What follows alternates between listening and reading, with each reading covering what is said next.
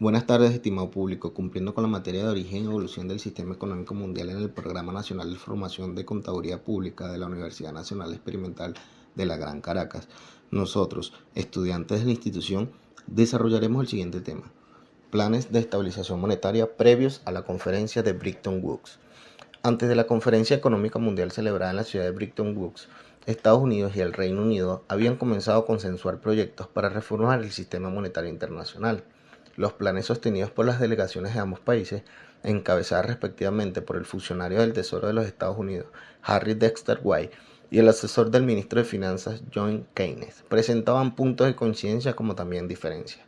Los planes coincidían en la necesidad de crear organizaciones internacionales que contribuyeran a fomentar la cooperación entre estados y así evitar que volvieran a reproducirse las condiciones que habían provocado el conflicto bélico mundial. Los planes de White y Keynes compartían dos aspectos centrales. Uno, la consideración de que la regulación monetaria contribuía a incrementar los intercambios comerciales. Dos, la desconfianza en que los ajustes automáticos del mercado eran capaces por sí solos de evitar los conflictos de intereses. De allí la necesidad de establecer las reglas monetarias internacionales comunes a todos los estados. Sin embargo, los planes de los Estados Unidos y el Reino Unido presentan importantes diferencias respecto a las concesiones del orden monetario que alentaba, y por ende sobre las funciones y el alcance que debían tener los mecanismos e instituciones multilaterales al crearse. Los Estados Unidos salían de la Segunda Guerra con una capacidad de exportación muy superior al resto del mundo y con 2/3 de reservas mundiales de oro en su poder. El Reino Unido, en cambio, aparecía con una economía fuertemente endeudada y necesitaba de urgentes recursos financieros para emprender una reconstrucción postbélica. El resultado de las negociaciones se plasmaría en la creación del Fondo Monetario Internacional. La misión original del Fondo Monetario sería garantizar el cumplimiento del compromiso por parte de los países miembros de no imponer controles de cambios ni prácticas cambiarias discriminatorias, y en especial contribuir al establecimiento del principio de responsabilidad para la gestión del orden monetario internacional. Es importante destacar que los acuerdos de Bretton Woods marcaron un hito como la primera conferencia monetaria y financiera internacional de los tiempos modernos.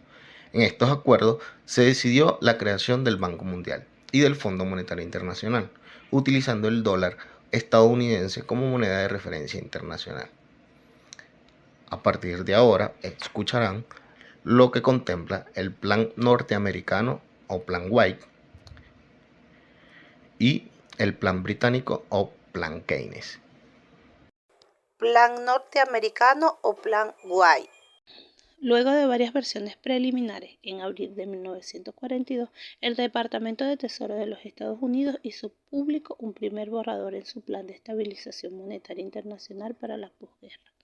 Posteriormente, el 20 de agosto del mismo año, emitió un segundo borrador, que recogía comentarios y sugerencias de técnicos y funcionarios representantes de aproximadamente 30 países.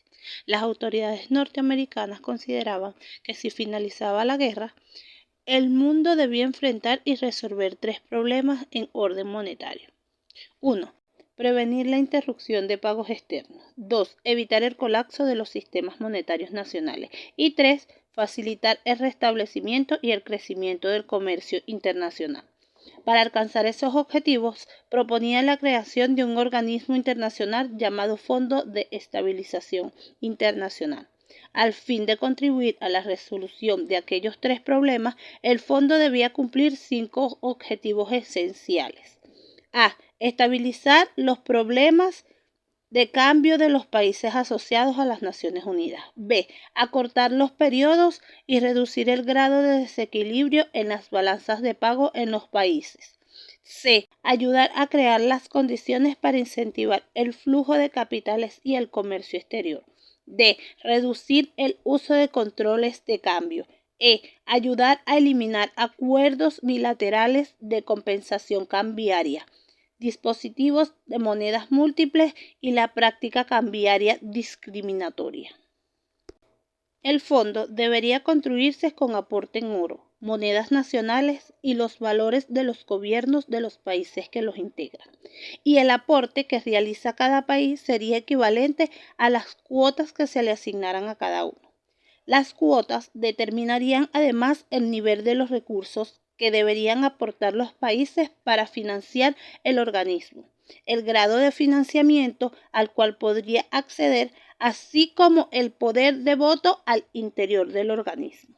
Las cuotas se determinarían mediante una fórmula que ponderarían la tendencia de oro y divisa por parte del país, la magnitud de las fluctuaciones en su balanza de pago y su ingreso nacional.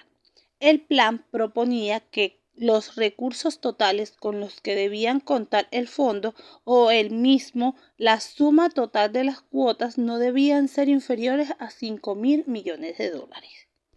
La idea era construir un fondo que proveyera el financiamiento de países miembros que atravesaran por desequilibrio de corto plazo en cuenta corriente de la balanza de pago.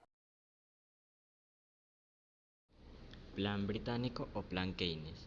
Aunque Gran Bretaña estuvo de acuerdo con Estados Unidos en la necesidad de mecanismos para promover el comercio internacional y evitar recurrir a las devaluaciones monetarias competitivas, uno de los problemas que enfrentaba el mundo de la posguerra era la influencia arbitraria. Entendí que era imprescindible e indeseable. En este sentido, Keynes consideraba deseable el control de estos movimientos. Creía que, si bien era inevitable para el Reino Unido, no debería ser forzado y que cada estado debería adaptarse voluntariamente. Después de la guerra, las reservas de oro de Gran Bretaña eran extremadamente limitadas, lo que provocó importantes retrasos en los pagos externos y un déficit presupuestario. Por lo tanto, su preocupación inmediata era obtener los recursos para satisfacer las importaciones necesarias para reconstruir la economía y comenzar el proceso de sostener el crecimiento, la demanda y otras actividades económicas. Para solucionar el problema de los desequilibrios monetarios internacionales, el gobierno británico propondrá la creación de una organización internacional llamada Unión Monetaria de Compensación, similar a la de Estados Unidos. Pero a diferencia del fondo propuesto por White, que solo permitiría participar a los Estados miembros de la ONU, el Reino Unido está alentando a todos los países del mundo a unirse a la alianza. Por lo tanto, los objetivos del plan del Reino Unido son más ambiciosos que los del plan estadounidense. Es una moneda internacional que crea liquidez y se basa en los requisitos prácticos del comercio mundial.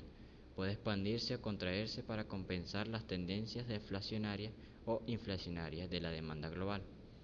A diferencia del plan estadounidense, aquí no se debería hacer contribuciones monetarias, pero la federación funcionaria según los principios básicos de la banca, igualdad de débitos y créditos. Las transacciones se liquidan en una nueva moneda llamada búnker. Esta moneda tiene un valor fijo respecto al oro, pero no es inmutable. Todos los países pueden abrir cuentas dentro de la Unión y liquidar saldos en moneda extranjera, entre ellos a la paridad fijada en Bancor. Por lo tanto, los países con buenas balanzas comerciales tienen saldo acreedores en sus cuentas con la Unión Europea y saldos deudores con otros países.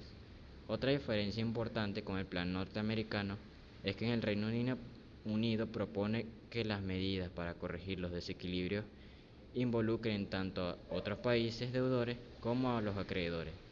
Como se trata de un desequilibrio que afecta al sistema, sería un error echarle toda la culpa al desequilibrio sobre Gran Bretaña, Inglaterra. Sin embargo, es interesante considerar las posiciones de los países vecinos sobre la propuesta de crear una organización para fortalecer la compensación y la estabilidad en el sistema monetario internacional.